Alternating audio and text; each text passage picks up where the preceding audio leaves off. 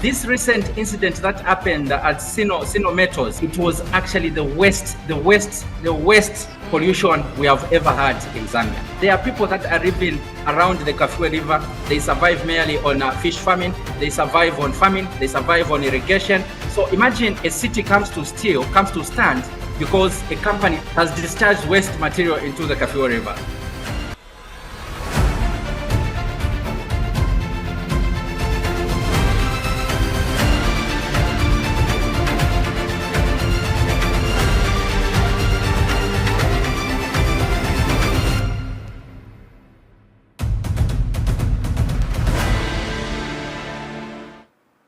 Hello and welcome to another episode of On Rights, Crime and Justice, coming to you from Gringo TV.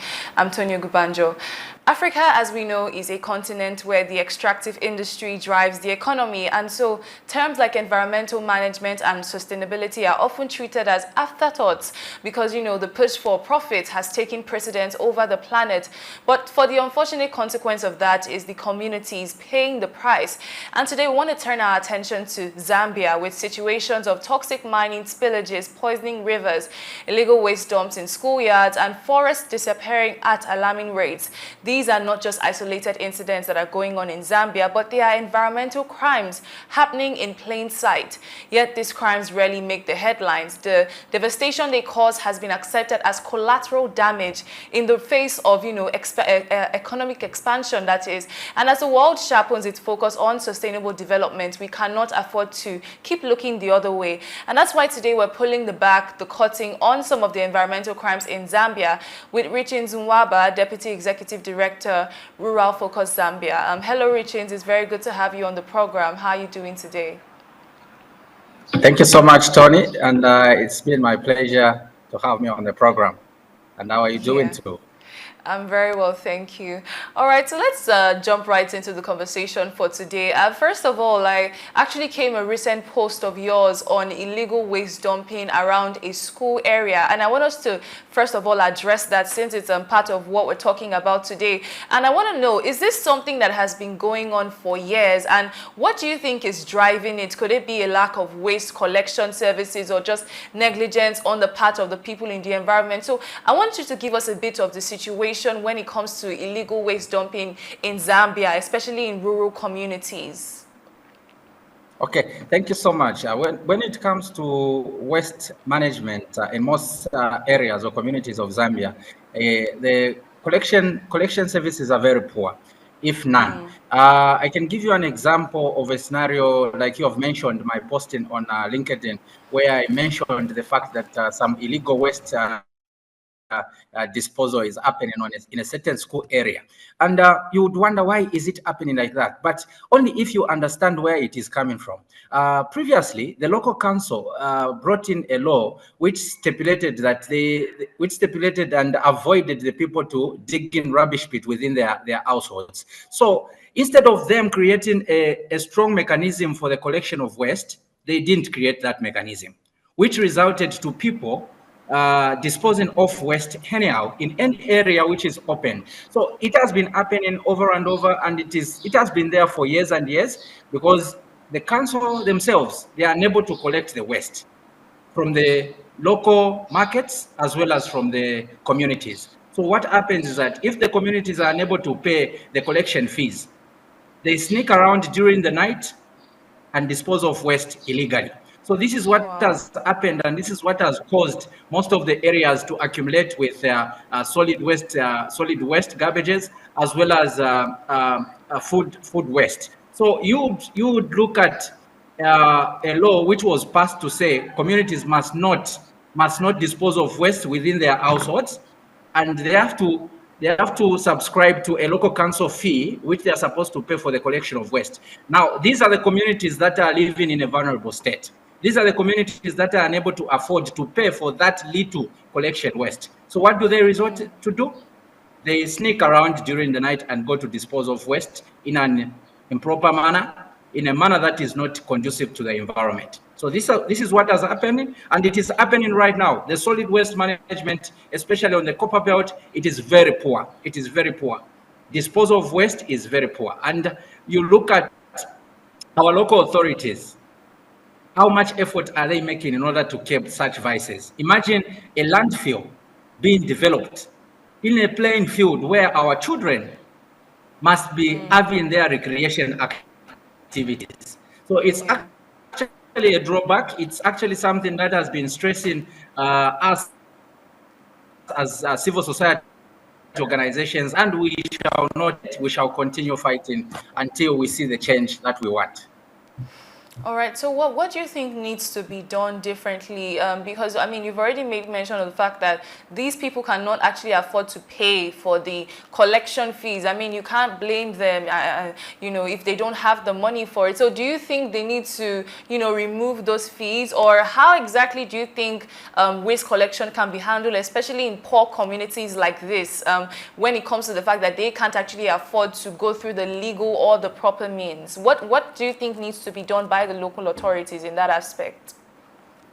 Okay, the best solution to this problem is to invest in solid waste management. If the local council, because if I can mention to you, Tony, that the government of Zambia has increased CDF funds, community development funds.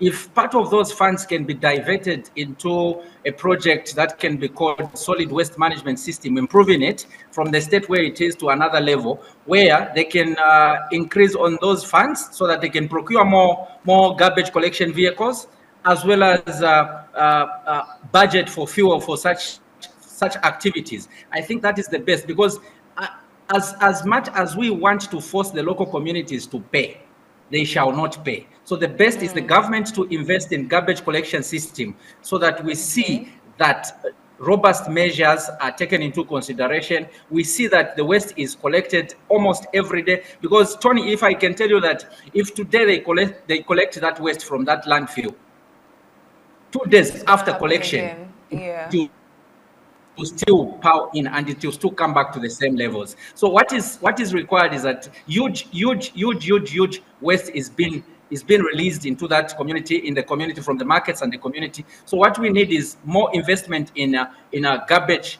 or solid waste management. We need more investment. We need more companies to come on board. It is about the local authorities to engage those companies, the recycling companies, so that as much as we want to control this system, we should also bring in awareness, education awareness, so that the people must be aware that this waste can be sorted out and it can be sold actually to the local companies for recycling.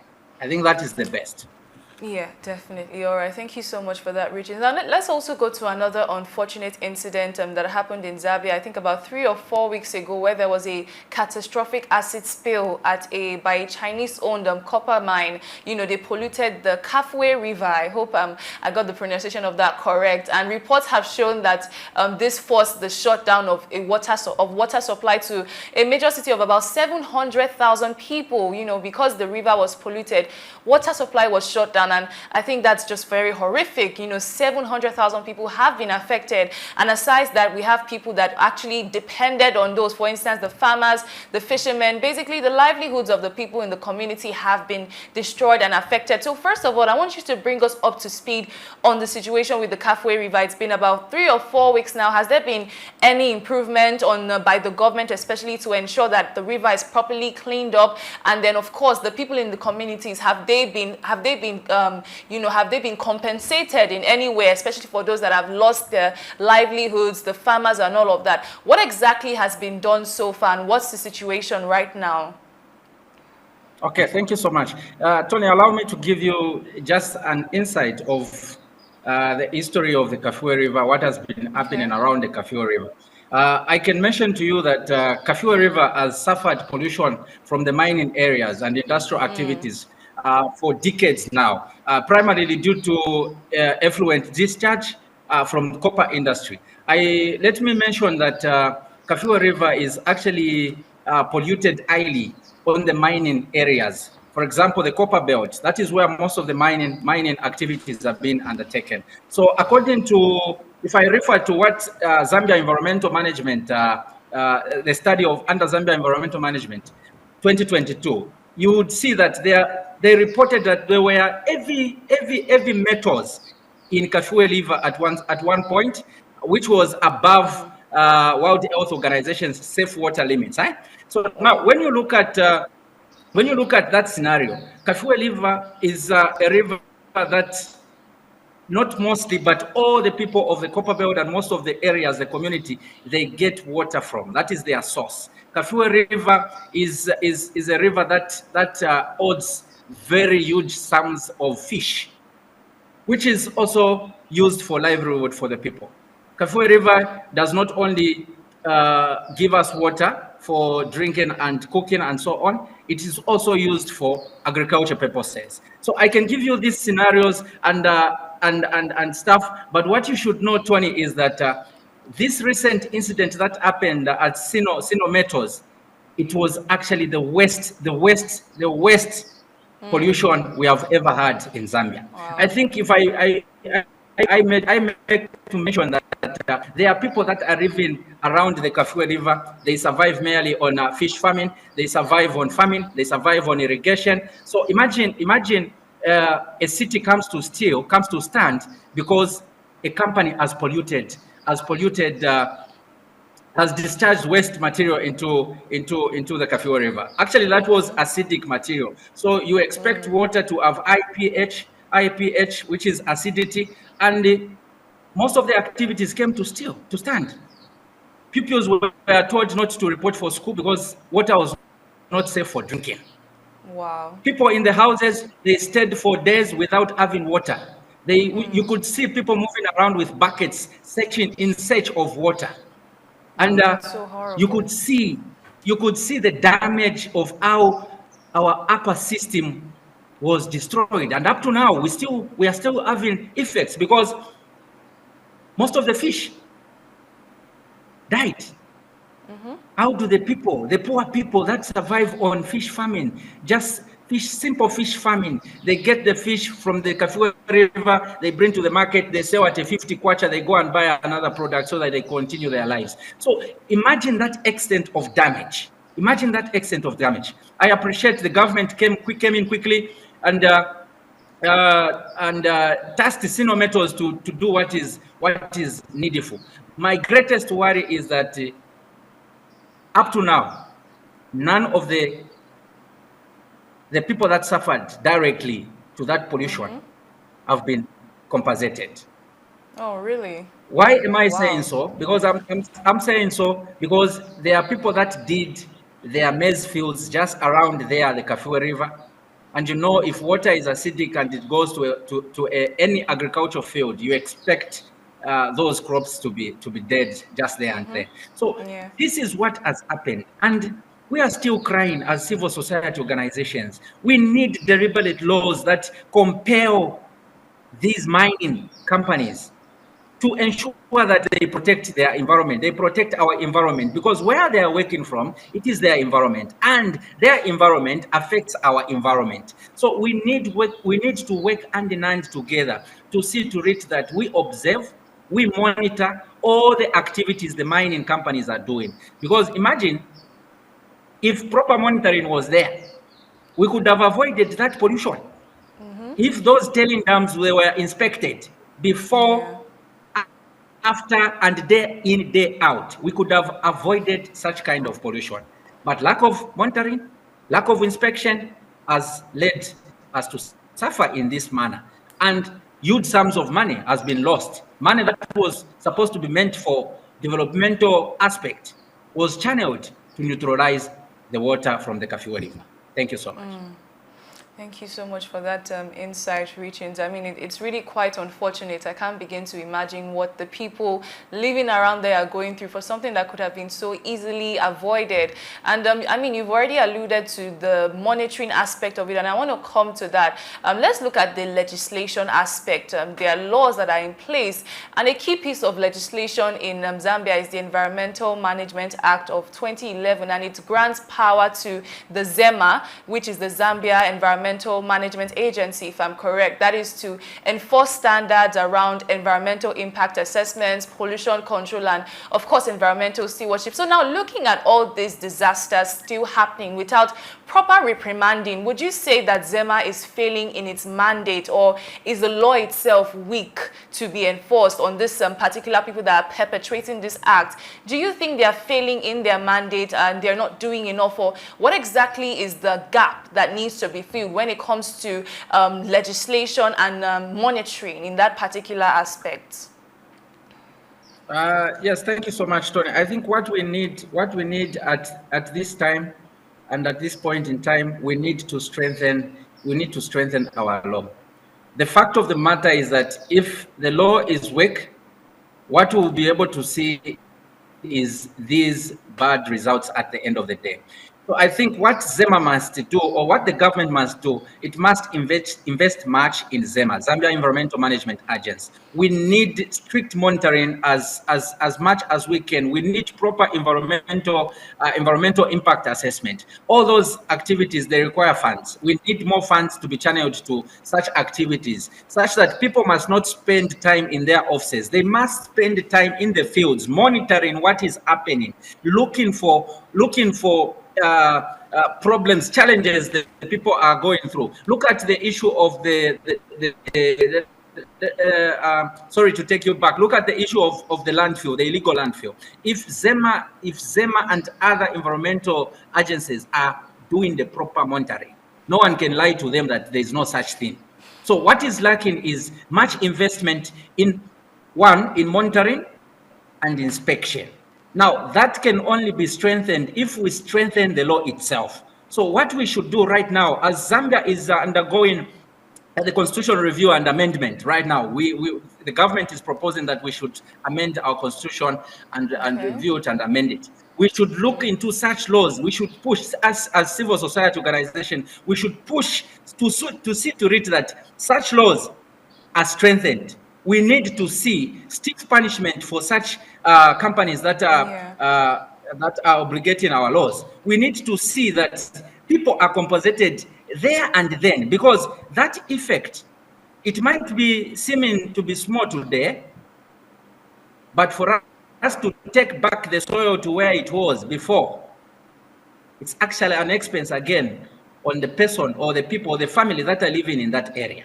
So the people now, they will need to migrate from one area to another, and you know the cost of moving from one area to another. You know what it takes for people to move from one area to another. It takes a lot of suffering.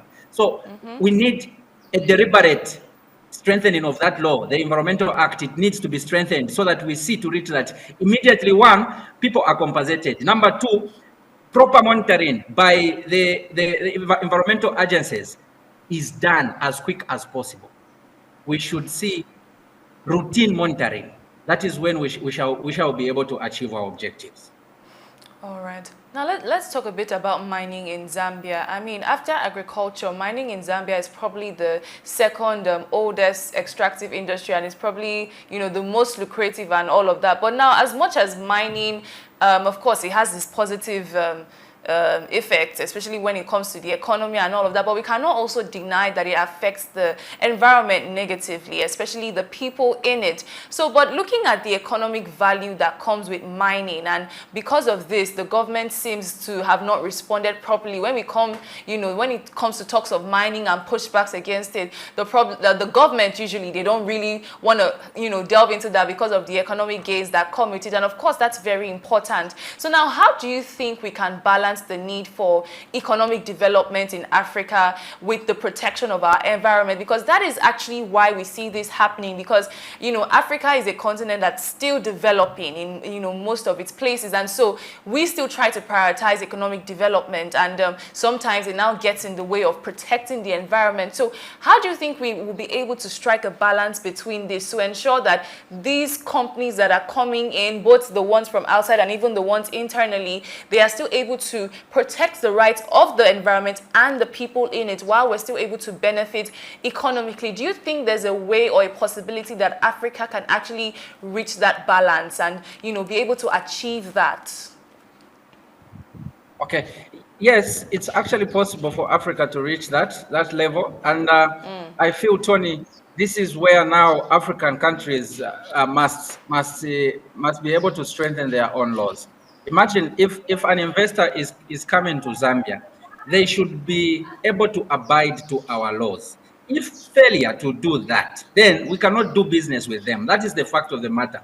As much as we want to improve our economy by bringing in more investors, bringing in more mining companies. What we should keep in mind is that as much as we invest, we should be also able to protect our environment, because look at the cost that will be required to come and cure the effects of pollution, the effects of the mining after the mining companies or the mining investors, they have even gone. Who suffers the cost? Who suffers the effects? You see, these are some of the things that African countries must look into. We should not just rush into signing those contracts and stuff, but we should look Yeah. at how much effect will this investor bring into our economy. And that is where we bring in the payment of those loyalty taxes. We should be able to get some good money from the mining companies, so such that Yeah. we should be able to provide remedies to the effects of their operations.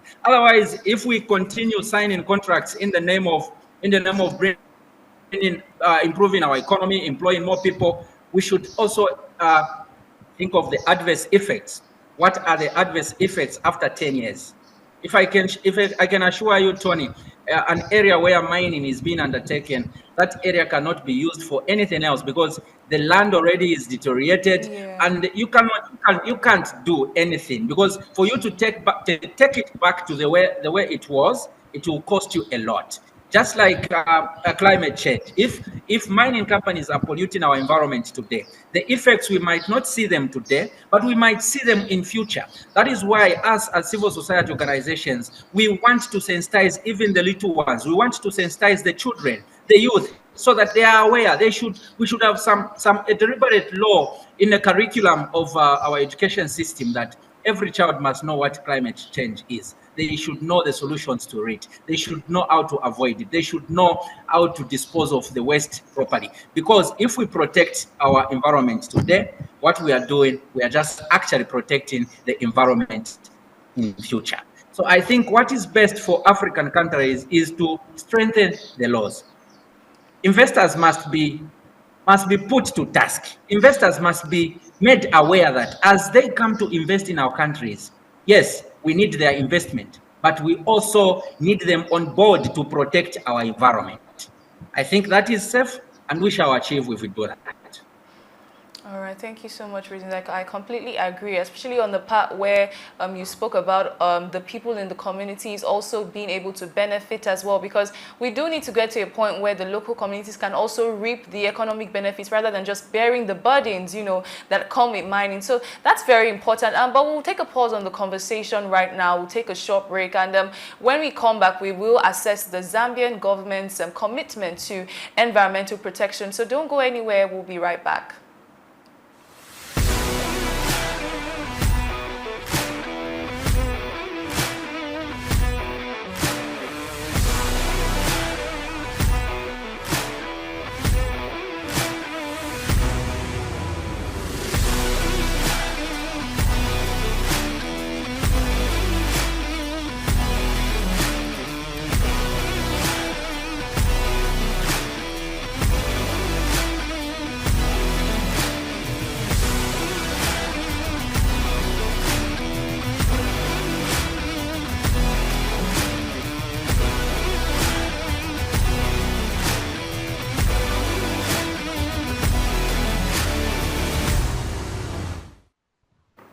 Welcome back. You're still watching On Rights, Crime and Justice, coming to you from Green Growth TV.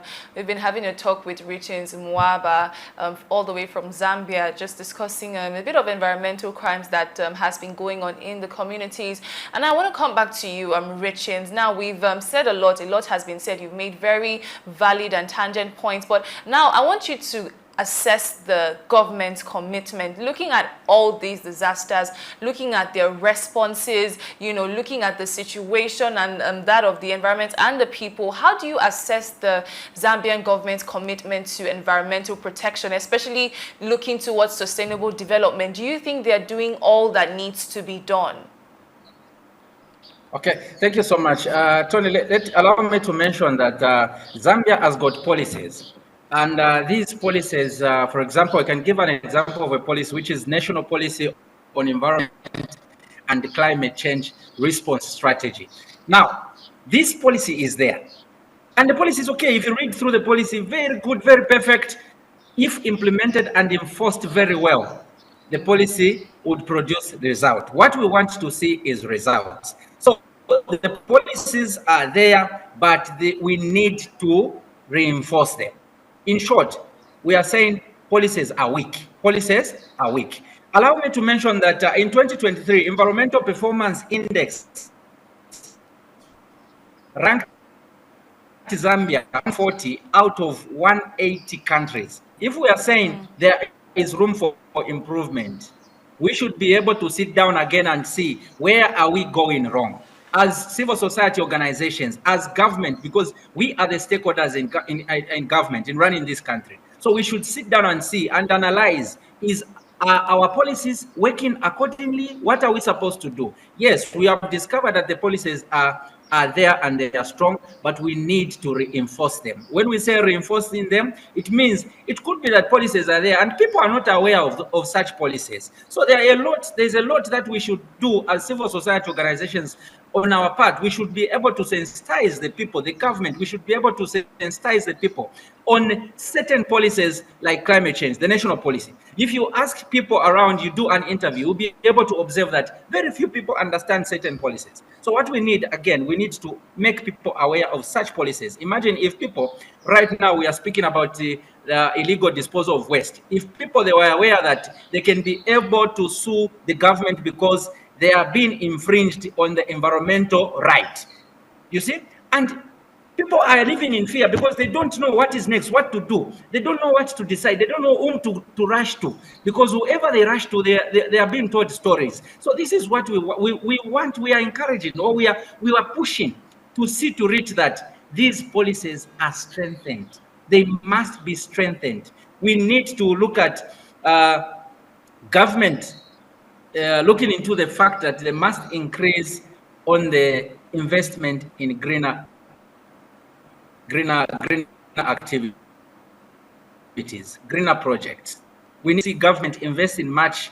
We are happy that the government introduced the Ministry of Green and Green Economy. We need to see much investment in that. We need not to see people in offices seated around. We need to see officers, inspectors moving around the nation, moving around the mining companies, observing and reinforcing the law, observing and reinforcing the policies. Even the mining companies themselves, if you ask them, do you understand this policy? Do you understand the repercussion of what you have done? Others, they'll tell you that we are not aware. Now that we are aware, we are sorry, we are apologizing. Now, what happens to the community? Are the community going to live under the sorry? So we need to ensure that as much as we are bringing in investors, like I said, we should sit down with them and explain to them critically what our policies, the environmental policies, the national strategic plans, they need to understand them. As much as we would want to put them to task, we should also take a role in making them understanding our policies as we reinforce them. I think if as Zambian government or even African countries, if we could take such a step where we sit down with our stakeholders, we sit down with our investors, we explain to them critically what our policies are, what repercussions are when they pollute our environment. They should be able to understand that. I think if we move in such a direction, we'll be able to achieve, because no one is going to say, I didn't know, because you've already explained to them.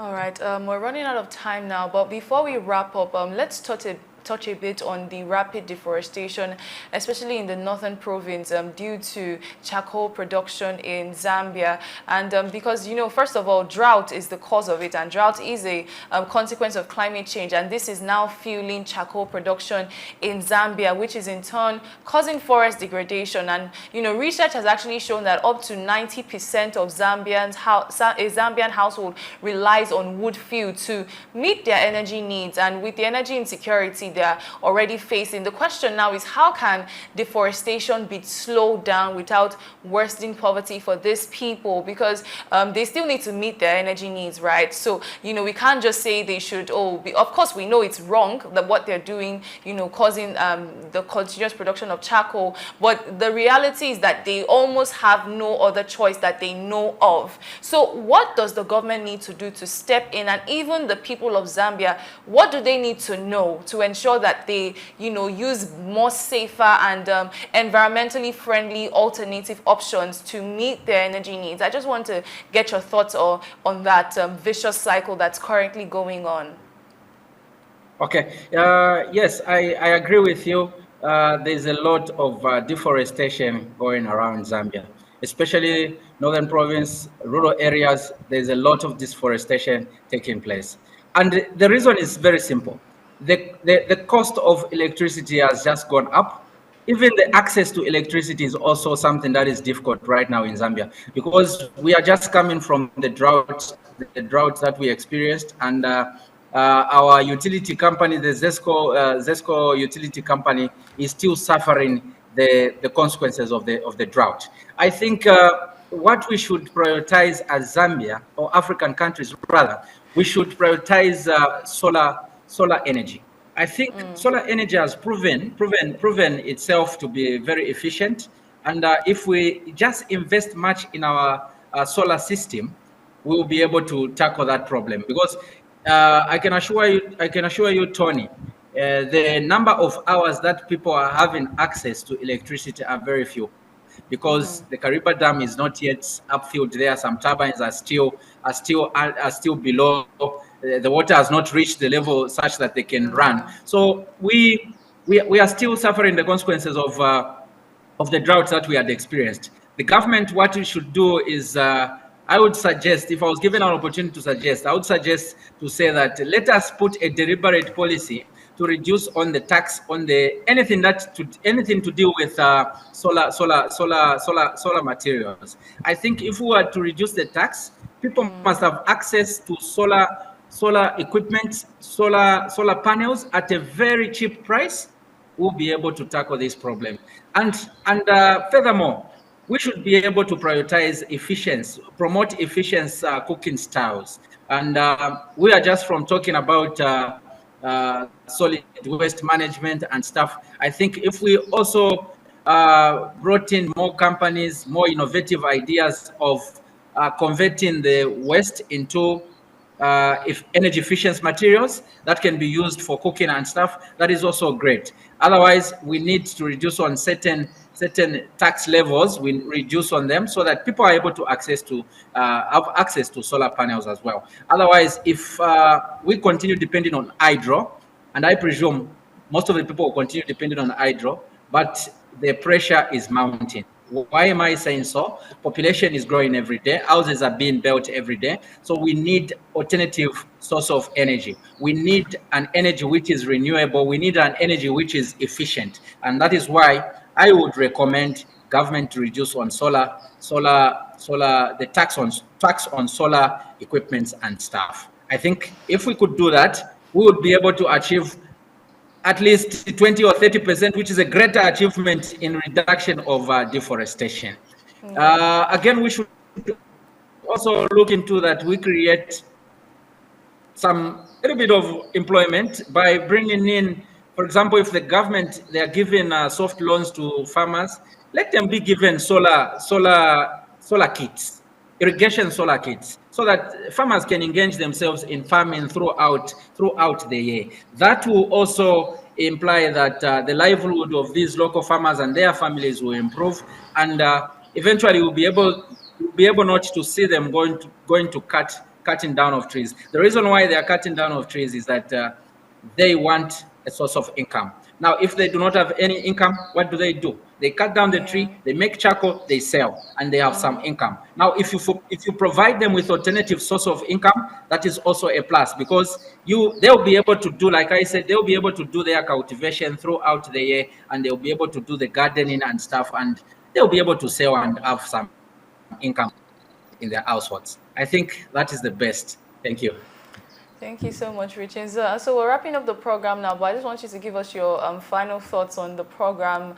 What more do you want to see? And especially, I mean, aside policies, we've spoken a lot on policies, but even to the people of Zambia as well, the people in local communities, what do they need to know when they see an environmental crime, to know that their environments, their communities also has rights? So what more do you want to see in your community and in Zambia at large, and what more needs to be done? Just your final thoughts to wrap up the program. Okay, Tony, thank you so much, and thank you for this opportunity. My final thoughts is that I would want to see the people of Zambia that are very responsible, because there is this saying which says charity begins at home. So if you cannot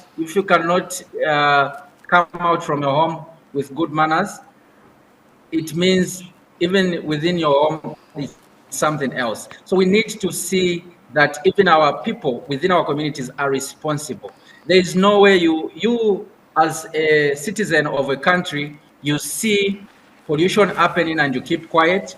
There is no way you as a citizen of the country, you sneak around during the night and go to dispose of waste illegally. There is no way you should see illegalities taking place and you keep quiet. We should be also able to see deliberate policies that are able to protect whistleblowers.